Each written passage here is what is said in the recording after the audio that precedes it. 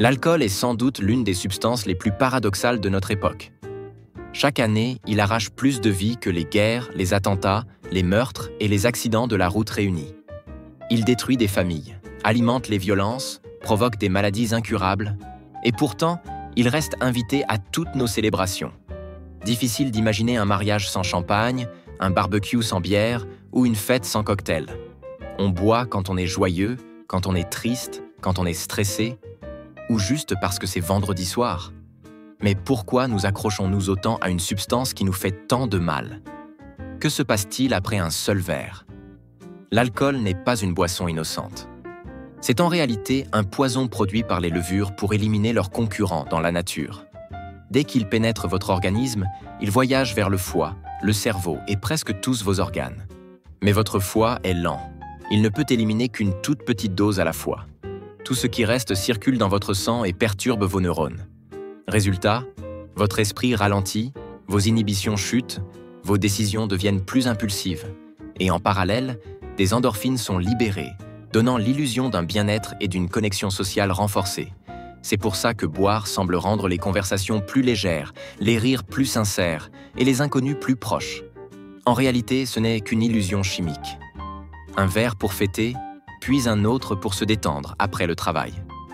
Et bientôt, boire devient une habitude. Mais derrière ce rituel se cache un prix lourd à payer. L'alcool atteint presque toutes les cellules de votre corps. En se transformant, il libère une molécule encore plus toxique, l'acétaldéhyde. Cette substance attaque vos tissus, abîme votre ADN et endommage lentement votre cerveau. Avec le temps, la mémoire décline, la pensée devient plus lente et le risque de démence explose.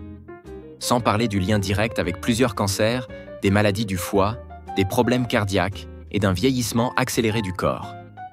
Chaque année, des centaines de milliers de personnes meurent, non pas d'accidents spectaculaires, mais d'un foie détruit en silence par l'alcool.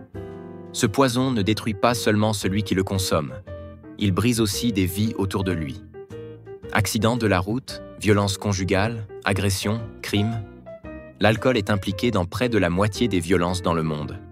Des millions de personnes sont blessées chaque année à cause de la consommation d'autrui. Et les plus vulnérables en paient le prix.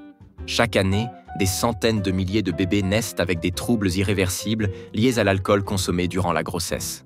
Le piège est redoutable. On croit contrôler jusqu'au jour où l'alcool devient une nécessité. Pas besoin d'être ivre chaque soir pour être dépendant.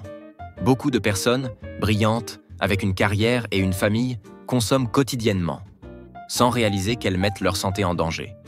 Et comme l'alcool est socialement accepté, personne ne s'en inquiète. Parce que l'alcool répond à une peur universelle, celle de ne pas réussir à se connecter aux autres. Il donne l'illusion de la confiance, de la facilité à parler, à créer du lien. C'est pour cela qu'il est si ancré dans nos cultures depuis des millénaires.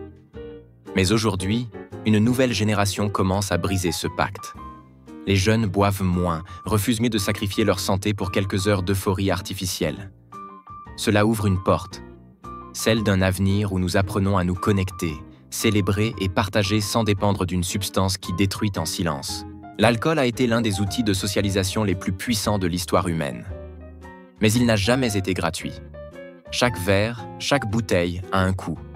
En santé, en vie, en larmes. La vraie question est simple. Voulons-nous encore payer ce prix? Ou sommes-nous prêts à inventer de nouvelles façons d'être ensemble, d'aimer, de rire et de célébrer sans poison dans nos verres?